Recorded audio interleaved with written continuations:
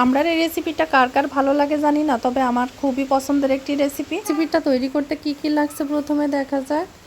এখানে আমার ডিম লাগছে 4টে। ডিমগুলো আমি সিদ্ধ করে নিব ভালো করে। আর মশলা নিব, পেঁয়াজ বাটা 2 টেবিল চামচ, রসুন বাটা 1 টেবিল চামচ, জিরা বাটা 1 টেবিল চামচ, ধনিয়ার গুঁড়া 1 চা চামচ, মরিচের গুঁড়া 1 চা চামচ, হলুদের গুঁড়া 1/2 চা চামচ, লবণ, লবঙ্গ, দারুচিনি এবং তেজপাতায় সব মশলা আমি দিয়ে তেলের ভিতরে একটু পানি দিয়ে মশলাগুলো একটু কষিয়ে নিব ভালো করে। আর এখানে চাল কুমড়াটা কেটে নিয়েছি, মরিচের গুঁড়া, হলুদের গুঁড়া এবং লবণ দিয়ে আমি ভালো করে মেখে এখন ফ্রাই প্যানে দিয়ে দেবো ভাজতে। যেহেতু দুপুর হয়ে আসছে, আমার রান্নাটা খুব তাড়াতাড়ি করতে হবে।